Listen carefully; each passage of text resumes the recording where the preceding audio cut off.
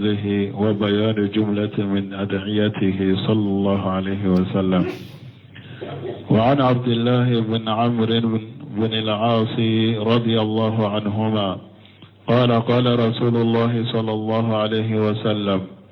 اللهم مصرف القلوب صرف قلبي على طاعتك، صرف قلوبنا على طاعتك. رواه مسلم. بسم الله الرحمن الرحيم،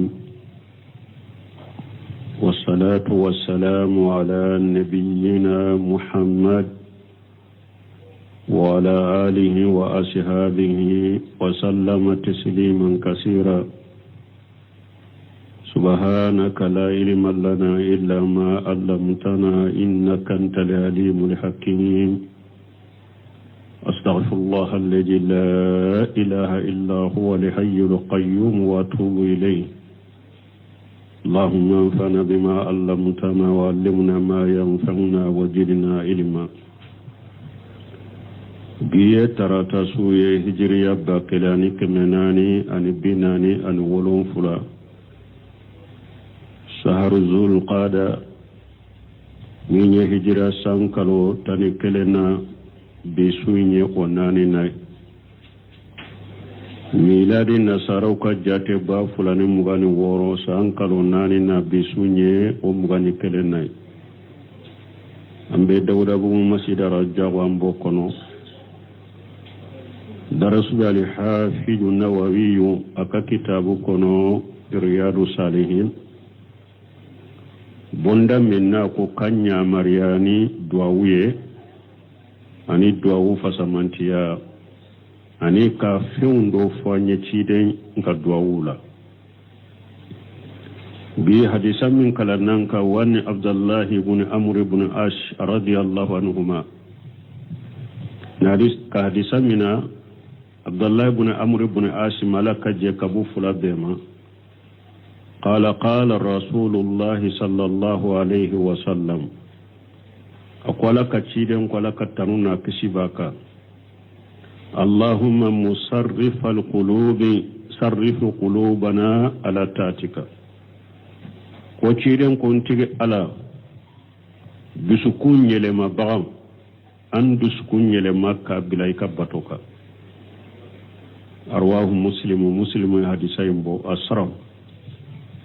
نندنا بن سمين كسره لا نغل المؤلف رحمه الله فيما يسوقه من أحاديث الدعاء. مؤلف يا تاني على كنما أي حديث من سما الدعاء أن عبد الله بن عمرو بن عاش رضي الله عنهما أن النبي صلى الله عليه وسلم قال: اللهم مصرف القلوب صرف قلوبنا على طاعتك. القلوب بيد الله عز وجل بسكون على دبلو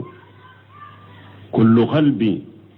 من قلوب بني آدم بين أصبعين من أصابع الرحمن يقلبه حيث يشاء. بسكون بي هذا مدين بسكو هذا مدين بسكو بي على كبولون كوني فلان نيغون شده abed dusukun yele makata yorola minyajia wa kaifa saa wa jalla ani chogoya minyajia ala min kabakoro talendo wali haja ninde koso kana yambaghi lil insan akaka hada madenye an yasha Allah daima an yusabbita wa an yusarrifa qalbahu ala taatihi akaka hada madenye bada ikala deli ala ki dusukun sabati ki dusukun yelema kabila ala batoka wa inma qassa alqalba kire dusukun kere ya ko fo munna kabo farikolo tola لأن القلب إذا صلح الجسد كله وإذا فسد الجسد بس دسكون فله no duskun nyana farikolo be nyana ni duskun chiyana farikolo be chiyana kama sahha jalika ni nabi sallallahu alaihi wasallam hina qala kono o sahara ciden bolo cogomi tuma min ni nabi nyuma ko ciden ko ala inna fil jasadi mudghata ciden ko sogo bu kelembe far kolola ida salahati salaha al jasadu kulluhu no sogo bu kele nyana far kolo be nyana wa ida fasadati fasada al jasadu kulluhu no sogo bu kele nyana far kolo be nyana arisan tola ciden ko ala wa hiya al qalb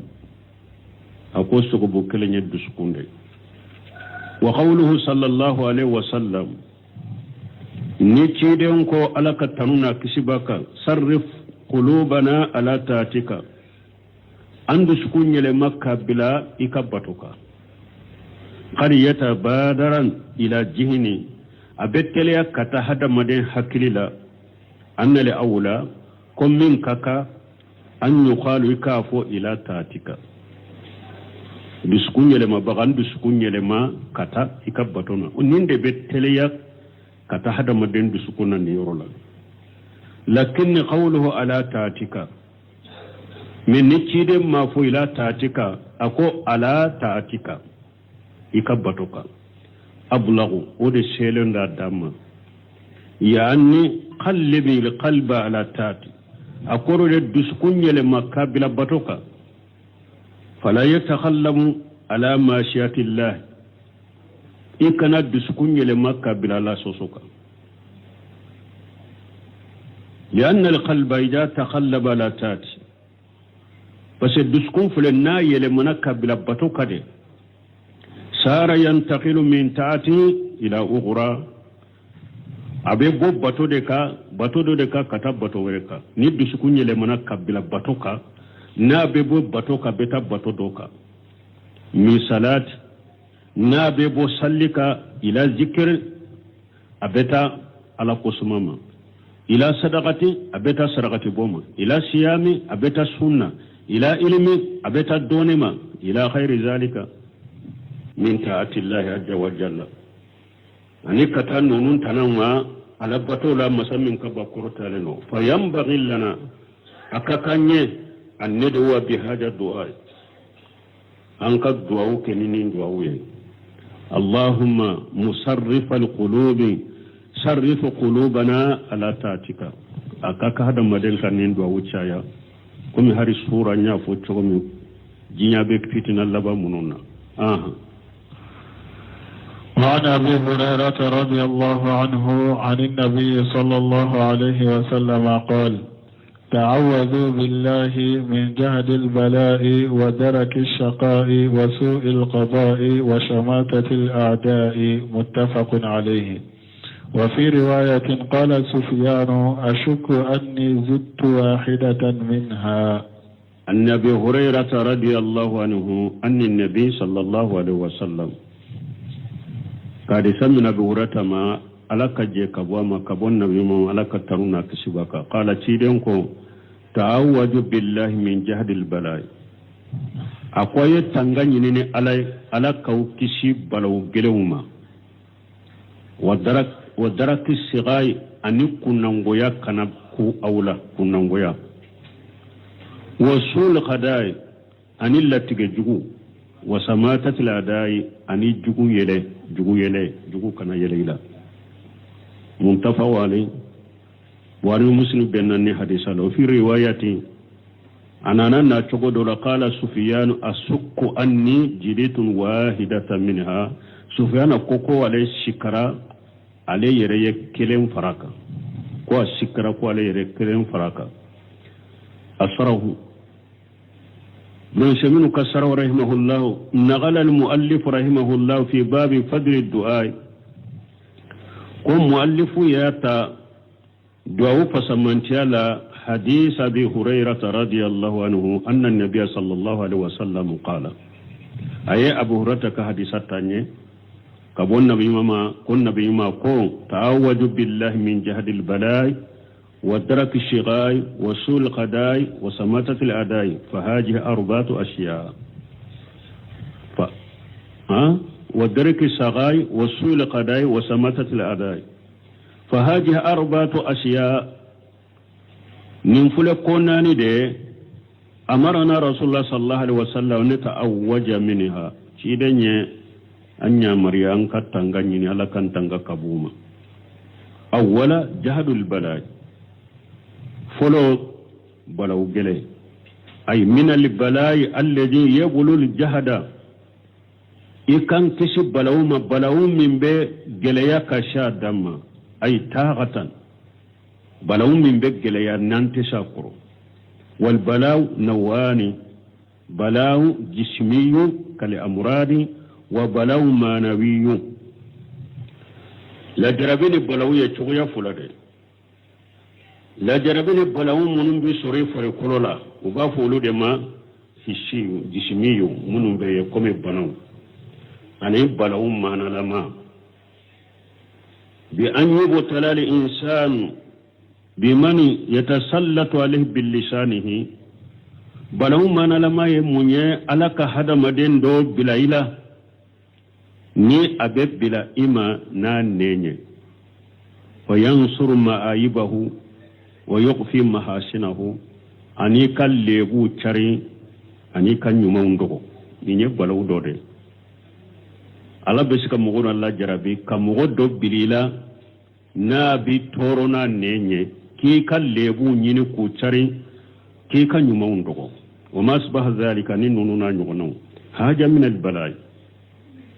ni nimbe balawu de la alladhi yasuqu ala al insani balawu munum be gele ya hada madenka وربما يكون مسقط هاجل الإنسان أبلغ من مسقط جهد البلاء الجسمي akachayre nimbala usugu begele ya hada madenka kateme farikolo la jarabini farikolo bana balawuka ni ala kantisama kamodo bilila nabi kallebu de chari kika nyuma undogo nimbala usugu beseka gele ya hada madenka kateme farikolo barawireka fayata'awwaju al-insanu min jahdi al-bala'i donc hada madenka tanganyine ala ki kisi balaw gelewma amma balawul badaniyu fa amruhu jahiru min ye farikolo balawuye o kako bangalende do amuradun banaw aw jaw ube toraw do fili adai ika sufe dola sufe dimi do bi soro fili batani ube dimi do bi soro kono la أو شادري وبي دمي دوبي سرو إدسلا أو راس إبي كنكولو دمي دوبي سرو أو رهبتي وبي كان دمي دوبي سرو أو في أي مكان وبي فاركورو يروبي يفاركورو يروبي يرو دوبي سكي إدمي فاركورو بنا ale bangalende do adoye bana yerebi farikolo lajrabe bangalende bana dobe seki soro ani ikas farikolo yoro dobe seki dimi حاجة من البلاء نيجي بلاو ده وربما يكون أيضا من بلاء قسم الثالث أو أبسك كي بلاو تقويا سبنا يربسك يه ويجمع وهو ما يبتلي الله به العبد من المسائل الكبيرة العظيمة ويد على بهذا مدل جربني مسيبا بلي بلي باموني ودو يجمع ومن الناس من يعبد الله على حرف علىكم مغو دوبه مولا وبه على بطنو كرودة فإن أصابه خير تمن به نو خير يسر الدين لا وبه ما فانتك كسبت الدين لا ني خير يسر ليه وإن أصابته فتنة مي نبلوني فتنة يسر الدين لا انقلب على وجهه أبي لما أقفه أبي لما يدوك وليعوذ بالله على كنكسي نهاية بسورة الحج كنو إذا أصابه خير وراحة وطمأنينة أطمأن أبد دين كنو نهيرا ياسرو لافيا ياسرو ما فانتا ياسرو أبد سبت أبد ما فانتا دين كنو وإن أصابته فتنة دينية أو دنيوية انقلب على وجهه مني ewa dina fitina do ya soro dina la jarabi do ya soro ube jinya la jarabi do ya soro abe yele ma kofe tazidu imanahum mutajazi'a iba kalli maniya be yere da kalli maniya sabatilente fa adina subhatin taridu alayhi tasrifuhu an al-haqq subha fitni ni subha fitni bilala ka durwa bai o subha in ba yele makka ba ka dinaka basige ba surale kalli mana sabatilente li mana yere lende do ni subha fitni nin tigi soro doro abese ka yele mako abese ka yele ma ka bo cinyaka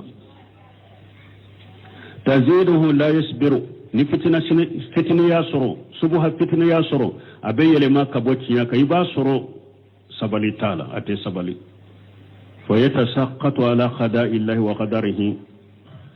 ala kallatige ani ala yakomin bolaka be dimi o koron وربما يقع في قلبه أشياء لا تليق بالله عز وجل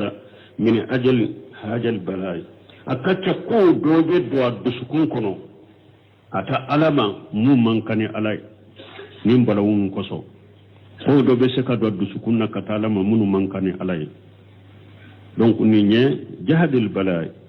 على كان كساما الثانية فلنا أمين درك السخائي ومن درك السقاي أي تعوذ بالله من أن يدرك سقاو ما نتنغني على في كنا نغويا كنسرو وسقاو ضد سعادتي سقاو كنا ديايا وتنا دي سقاويا كنا نغويا وسعادة سببها الأمل الصالح كنا ديا سبب يجمعي بارنما وسقاو سببه الأمل السيء كنا نغويا سبب يجمع بارجو فإذا استعجيت بالله من درك سقاي نية تنغني على في كواكي كسي كنا نغويا ما فهذا يتضمن الدعاء بألا تعمل عملا الأسقياء وبمونيرا ودعو بمونيرا أبكم يباكي كدعو دكي ala kitanga ikanata bara ke minye kunangu kabara ala kitanga ikanoke ninde drak sagai asalisa duanu sabana ومن سوء القضاء يحتمل معنيين لا تجون أبي معنى فلتا المعنى الأول أن أخذي خداء شيئا ala ikin tangan kana ta kiri jugu ngana ta kiri jugu kiri parce que ni hada moden kera kiri tigala ni ya kiri jugu tigani kiri jugu ya doro ya baraw la sirema ni tangan kana kiri jugu tige ka kiri tigani kiri jugu ye ni nye mana folo ye wal mana sani mana fulana an yaqdi Allah ala al-insani qada yasu'uhu ala ka kiri do bole hada maden ka kallatige do bole hada maden kallatige mimbe imisongwa wal qada ya anni al hukuma kiri ala ka kiri do tige ka kallatige do kiri kallatige mi nabi ni songwa sul qada mana fulana ninde fal insanu hada maden rubbama yahkum bil hawa akacha hada maden be se ka kiri tige ni nindi moy على الإنسان هذا مدندو ويتأجل الأمور يبقو جري ولا يتعنى أتقو سما ويرتربون أو أبي يري أبي تكنا سجي كيرولا أبي تكنا سجي هذا سوء خداي نيني كيري جغودي mama mo min be kiri tigena nin jumwe abe korto ko la ni ko nana na dura be korto ate ko sumaya kanyanyini ate ko suma kanyanyini abe ewa fula la ko la dura ibabu min kalama be kiri jugu tige sabati tabulu ko la kazalika al khada'u min Allah azza wa jalla abo chogola kiri kabo ala fala masamin kaba korta lendo قد يقضي الله عز وجل للإنسان قضاء يسوءه ويحزنه على بسك كيري دو فنا لاتيغي هذا مدنكا كيري من بي نيشونغوا ابي لا فوجونو fatasta'inu billahi azza wa jalla min su'il qada'i wala hadama de menyini ala fe masamin ka bakoro talendo akikisi kiri juguma min su'il qada'i fana yenni ko fula abe ko be do kala ki tanga ikana kiri jugu tige ikana kiri tige ne kiri juguye ibe Allah tanga nyina laki kisoma fulana ibake ka ala dele ala kana kiri jugu la tige yika Arabia nanina wa min samatatil adai alam betanga nyine fe kin kisi jugu yele ma jugu kana yelenna ali adau jamu adau jugu farale nyogon ka wore to ko la adau wa gari jakara al fuqaha dabitan lil aduwi fuqaha ika jugu ye jonye hada maden ka jugu ye jonye fuqahawu ye o ta man shawfo munu ko munu ni ye nuyu ye hada madan minna ni yi juguye o ye juguye fuqahawu yo fo faqalu fuqahawu ko man sarrahu ma sa shakhsan aw qammahu faruhu fa huwa aduhu fuqahawu ko ni en ni son jara ni ko minye ni o digira mɔgɔ min ɲa o y'ale nisɔngoya maana e ka nisɔndiya ko a bɛ ale nisɔngoya de ni kanmi min ye e sɔrɔ kojugu min ye o sɔrɔ ale bɛ nisɔndiya n'o de ye daabi to filɛ n'i ye nin ye mɔgɔ o mɔgɔ la e ka jugu de y'o ye i yɛrɛ kɔlɔsɔ ma mɔgɔ o mɔgɔ ni e ye hɛrɛ sɔrɔ ale bɛ nisɔngoya dɔn e ka hɛrɛ kɔni fɔra ale dɔrɔn ɲaw bɛ yɛlɛma ɲaw bɛ bilɛ e ka hera ba le toro de e ko ni ka hera soro o fora ale do ale be nisonge o ba le toro de na ya me ko ye la jarabi do ye soro doro boni do ye soro doro be nisonja ni nye mo la ni jugu de kullu insani yasurruhu ma sa'aka hada made ni aben nisonja femmin be e toro na le be nisonja noye aw yaqummuhu farahuka ube ni eni sunjara doro ube ale toro eni sunjara doro ewa wa yaqummuhu farahuka eni sunjara doro uba ale toro de fa innahu aduwwun laka o yika jugude mogo ni eye hera soro ale na ni songwa men ni ko jugu ye e soro abe ni sonjia ni eni nye mogo la ni ni ka jugude dabitu fulanin da ikanin kolosi wasamatatil adai jugun yele munye wasamatal adai inna li ada jugu fulade yafrahuna alayka jugu bin nisonja ika yafrahuna bima asabaka min ye esro jugu bin nisonja no ode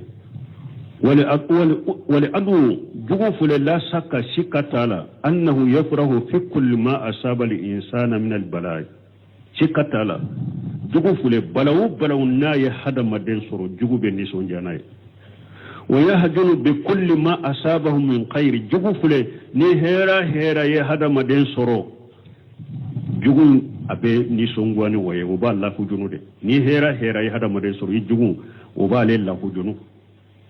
فأنت تستعيذ بالله عز وجل من سماتة الأعداء ونين دعوة سيسا إفلك الدعوة كي على كيشي جوغو يليما جوغو كنا يليلا جوغو كنا نسونجا نيكا بوني إباكي كالا دليني قودي لغد أمرنا رسول الله صلى الله عليه وسلم على كتيدا نيامر على كترون تشباكا أن نتعوذ بالله من هذه الأمور الأربعة ciden nyanya marianka tanganyini ala fenni abunnin konnanima wa yambaghi lil insani akaka hada madenye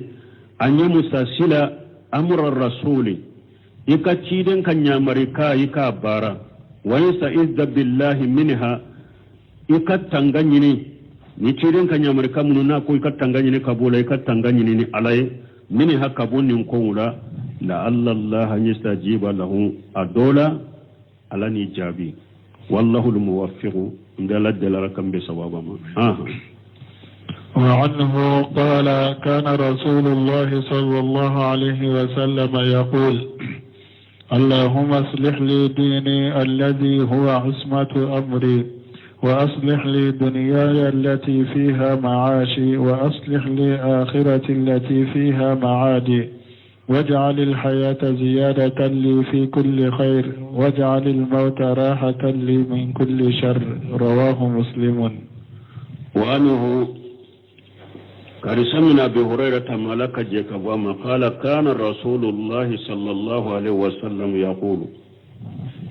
ولك تشيدن تنكر لك ترونا كشبك تشيدن بافو اللهم أصلح لي ديني الذي هو اسمة أمري اسمة أمري أبافو انتك على نكا دينا نيانيه دينا مي ننكا كو تنغالي باكونو والله هذا ما دينك تنغا بدينا دو كونو بنو سمون بنو فاني هذا ما دينك تنغا على كي تنغا يكا جيانكور على كي تنغا لاغرا أبيكا دينا دي لكوي ودينا دي كان يبولو على إكينك دينا نيانيه دينا من ننكا كو تنغا باكو أكونو وأصله لي دنيايا على إكينك دنا نيانيه التي فيها معاشي جيامي ننكا نيانا يا باكونو واسله لآخرتي يكن كاللاغرا ني التي فيها معادي نكساغلي بك كتاللاغرا منا نكساغلي باللاغرا منا وجل لي الحياة زيادة لي في كل خير ايوا إكان ينما يا كما كنجيدي مبشيشي سرجيان كنو إكا كنين نابن جيدي هيرا كيليلا مبشي حكي سرجيان كنو كان ينما يا ينما كجيان كنو إكا كنجيدي هيرا لا واجل الموت راحة لي من كل شر او إيكا سيافنا كما أكلا فيك بكوجو بما سيكا سبب كلا فيك بكوجو بما نندو أنو ننقني دي نسمينو بنا كما منفولا أصره ومن هذه الأحاديث التي ساقها المؤلف رحمه الله أكو أبني حديثة ولا ني حديثة منو ني مؤلف يسره عنه na yu samanye alaka nema fi babi fadili du'a fasamantiya ka bondala hadisu abi hurairah anna nabiyya sallallahu alaihi wasallam kana yaqul aburata ka hadisa ko ciden tunkara ciden tumbafo allahumma aslih li dini alladhi huwa ismatu amri واصله للدنياي التي فيها معاش واصله لآخرتي التي إليها معاد أو التي فيها معاد واجل الحياة زيادة لي في كل غير واجل للموت راحة لي من كل شر فبدا بالدين شيدا يدى من الدين لا وقال أصله للدين الذي هو اسمة أمري أي أجله صالحا على إكينك دينا كدينا نيومي إكينك دينا نيانيه إكينك دينا كنيومي بأن يكون خالصا صوابا أي نقول لم يكن صبر نانيه بارك نين دوي فناني كما منو أبي مغنى فكصبر هذا مدين أبي كومي كوبي ببوليني ناني فنكوبي دورو ديرو فلو على نك دينا نيانيه دينا نيومي جمعيه بأن يكون خالصا صوابا دينك كي كبتوني كدينك كي أقل سلندو علي أبنندو صوابا ما سيدن كتاسرا والدين هو الذي يتسم به الإنسان من الشر أو الدين فلري دين دي بحدا مدين كسي كبوكو جغما ويتسم به من العذاب أو الدين دي بكي سببنا كهدا مدين كسي لا جابما دينا دبي هذا مدين كيسي كوجو ما جيان كونو دينا دبي كيسي لا جابا ما الله غرا لأنه بس كلما صلح دينه أتسم الإنسان به من كل شر وقت ني هذا مدين كدينا نيانا دينا يمبي كيسي كبو تورما وصلاح الدين دينا فنان نيالي يكون بالإغلاس لله والمتابعة لرسول الله صلى الله عليه وسلم ina nyali bekede yiti dusungun kala shi alaye ki ka bara be kala shi alaye ani ka tugo ci den ko dala ka tanuna kishi baka dina nyuma yennende faman asraka billahi fa dinuhu khairu salihin ni mo yemu shirki yake ika dina te dina nyuma fulan kafuya musirkiya be mogo mogon ka dina la dina nyumante faman salla iriyaa ni mogo min sallira ki yere jira aw tasaddaqa iriyaa ube ni mogo min ye sarakati bo ki yere jira aw sama iriyaa ube ni mogo min sunnani yere jira aw qara iriyaa ube ni mogo min kalanani yere jira aw jakara allah iriyaa ube ni mogo min ye ala kosumani yere jira aw talaba li ilman riya ube ni mogo min ye doni nyini yere jira aw jahada riya ube ni mogo min ye jihadu kan yere jira fa kullu haja amaluhu khairu salih wa jaizu billah min be ka barate baranyumay ala kan kisi wa huwa mardud alayhi min be ka bara sagelemba atigima li qawli allah ta'ala fil hadith al-qudusi alaka kuma koso hadisul qudusi yala ana akhina surakai an shirk ala kunne jenyogun nkari bagay kabo jenyogun kari bagay ne alaye kabo jenyogun la man amila amala ni mugo ye bara ashraka bihi ma ya khairi yefungure faranne alaka wa barala tarakatuhu wa shirkahu enu aniye min faranne alaka ne ba betoy imma koti ne ka bara bela wala mbalimaw wallahi bara na makeni dusukun kalashe bara kerani yere jirade comme afule ka dow jate chogomi ni mugo yu keni yere jirade bara ci bolo de e kana miri ko sarabi bolo la gara koy ika bara cinyalende do hadisul qudsi de fulani bara makalashe alay bara cinyale kajalika al-mubtadi la ismata lahum awa bo ko kelene ya bida mo tangata ye koy falaysa masuma min as-sarri bida mo kisilente ko juguma de bali lezi wa khafihi huwa sarru bida mo binna min yere kono de ye ko juguye bida yere de ko juguye ciden tumba fa ka kutubala ka chaya fa inna khayra al-hadith kitabullah wa khayra al-hadi هدي محمد صلى الله عليه وسلم وصار الأمور محدثاتها تيرين تنبني فوق تبلا كو بجوماي كو كراو دي ديننا بديان يكو جوجو بيلي بادي تيرين تنبني فوق تبلا كو بجوماي كو كراني بدياو دي دينا كونو مغو بديا مغو اتانغالنت كوي بل علي يري دينا كو جوجو كونو ديجا قال رسول الله صلى الله عليه وسلم ألك تشيدن ولك تنونا كشباك كل بدعة دلالة وكل دلالة في النار تشيدن كو بدعة بفلي أو فلي ببتاسما دكون بدعة بفلي ببتاسما دكون والموغو تاديو بدعة مغو وإن ذكر الله هرنا على قسما وإن صباه هرنا يسبنا لايفو وإن حمد هرنا على التنو وإن صلى هرنا صلرا على وجه ليس بمسرور ما صلرا صلي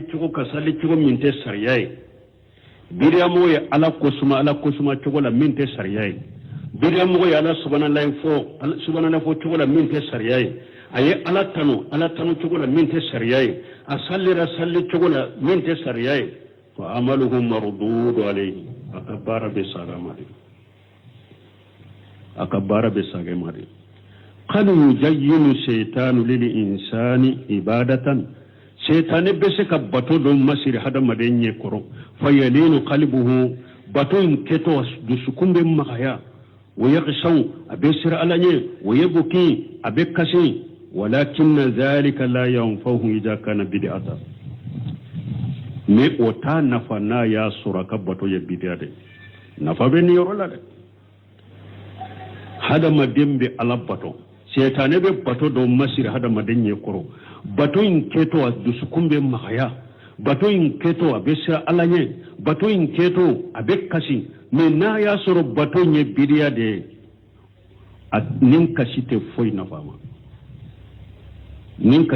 na fama bal huwa mardudu alayhi bal akabara sagilemba made kasi kana kasi lajede kara sabbati to ko ni bidia de me bidia mo mi nyanni ya be sira lanya de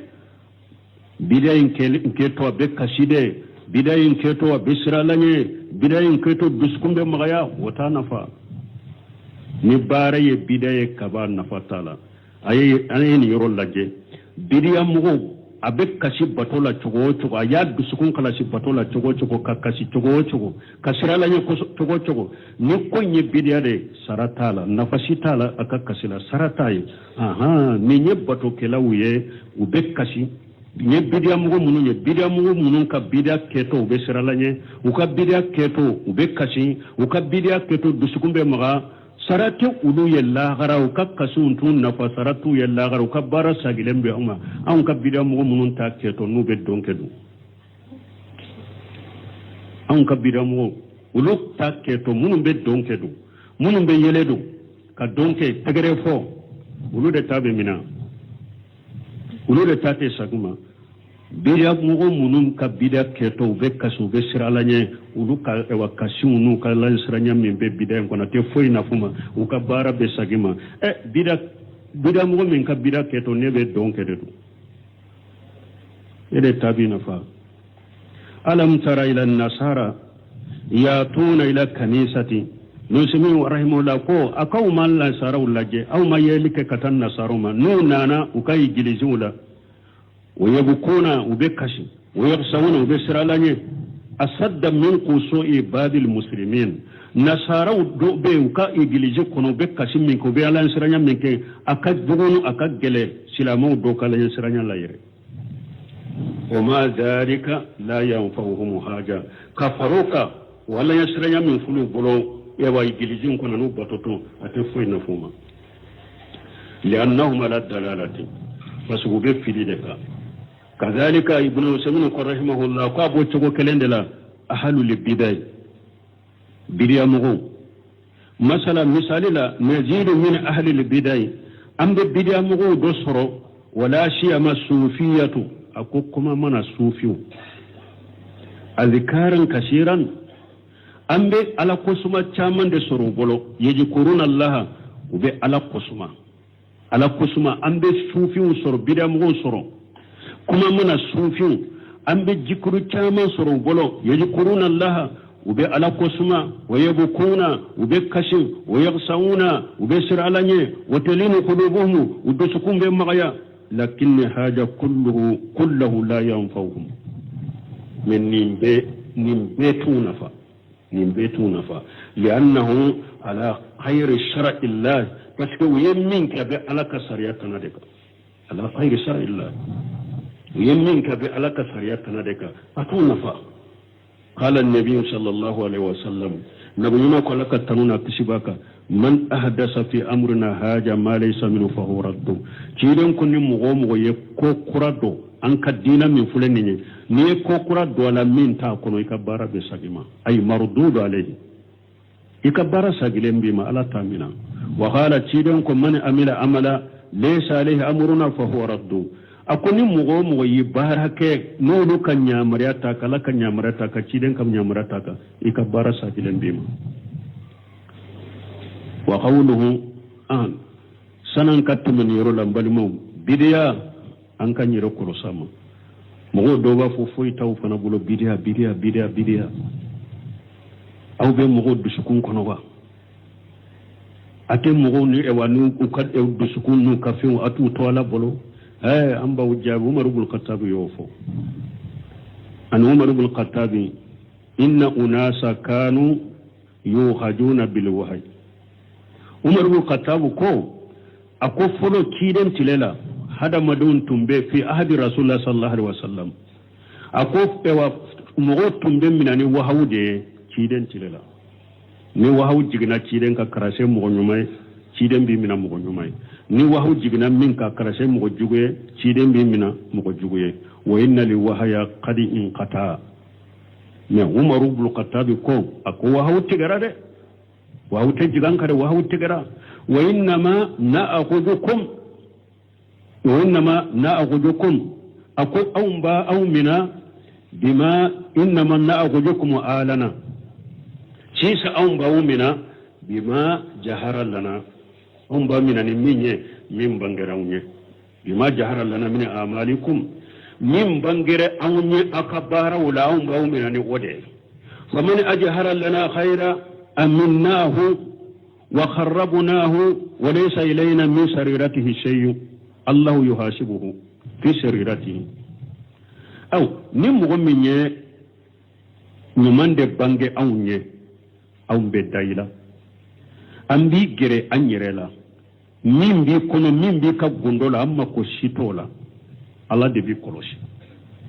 عمر بن الخطاب ودفو وهو تجيغان كده نمغ من هيرا بانجي أو ني كنكا أني هيرا دي يبولو ibaki ka hera de fo ibaki ka hera de ke ambi minanode ambe daila ambi gira anyirela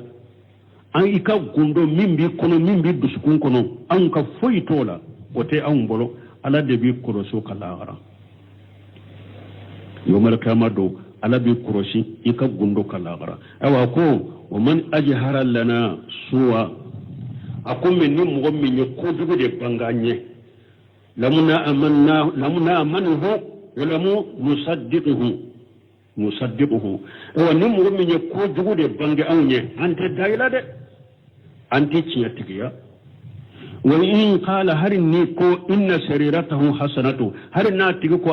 نكا وغندو كاني نكا دسكون كاني نكا كونو كاني أما كوسيتولا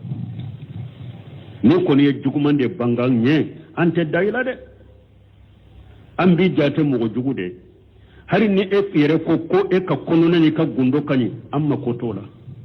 ante daila amma ko tola wo bini alace ni hadisa arwahu li bukhari umaru ka asuru mun fulani ne bukhari ya bo wala au be mu ka dusukun kono wa au be mu kan ngani kono wa an ka be doro kan mu kan ngani fento ala bulu ai an be jahiri do ngani ko ka bara be la garade wo bini alace la garade ikan nganya fese ani ka sarali kan nganya ka o be ke la garade me diya kono ambe baraka ni jahirude ne bidiya de iran nan bi jate bidiya mo e munafiqiya iran nan bi jate munafiqi aka sori ka kono kanyere ka fu yere ne dusukun kanyi kata amma ko shi tola anti cina tigiya umaru yofo abdullah bin mas'ud ko al-iqtisad fi sunnati ahsanu min al-ijtihad fi al-bid'ati abdullah bin mas'ud ko akwai kake hake sunnala ika batu kake chamace la sunnala ha o kausi ki yere jija bidiyala ika mana la nyine munyere ala batu fitini ke sunna kono o kausa yere jija baye bidiya kono parce que ne batu fitini min ke ne be sunna kono ala bo minange mais ni yere jija togo ki chesi togo bidiyala saratiye bulqaymu ko cogodi ako ahli sunnati in qa'adat bihum amaluhum qamat bihum aqaiduhum bulqaymu ko sunna mo fulede nunu ka baraw sigirana nuye ko aqidaw be wuli nuye mana hari ni sunna mo ma bara nyuma chamanke na aga aqida kani aga aqida ba korta ni sunna mo no gundu ka baraw sigirana nuye uka aqidaw be wuli nuye wa ahli albid'ah akum bid'ah mu idha qamat bihim amaluhum qadat bihim aqaiduhum akum bid'ah mu fule ni bid'ah mu ka baraw jora nuye uka baraw yu wuli uka dusuku nasiru ka aqidaw bujibi abu shibi ni bid'a mo ka baraw yu wuli kujo o kaddu sukuna siru bushibi mana o kaddu sukuna siru bubi bid'a mo ka bara nyana chogo na du sukuna siri manye foite bul khaymu yende fo ilami al muwaqqi'ina jiju duruna keme fulan bi konon to ni dura yenne kuma foy wala ambe min fo awye konnan jamin kawai aya jija ka sunna nyina ka ke sunna ka de sunna de tanga ye koy dina nyuman de be hada maden tanga ko jugo majiya dina nyuman de bi tanga ka bolla jaba mallahara ewa dina nyuman fule ka fawye dina nyuma busukun ka kalashi alay ni kabara be ka be ciden ka sunna ma ni mugo ka bara ma be ciden ka sunna ma e ba ke ka bara min ke bidiya de do igusukun kalasira chogo ikasira chogo isirana lay chogo busukun magayara chogo keto fu bi bolo fu sarati ye yawmal qiyamah do yo ni nye bidia bato kala min be kasi bidia mo min ka bidia keto ni donke ni ciatiri boyedu ala kan salakan tan finye kalamando bena be mo mi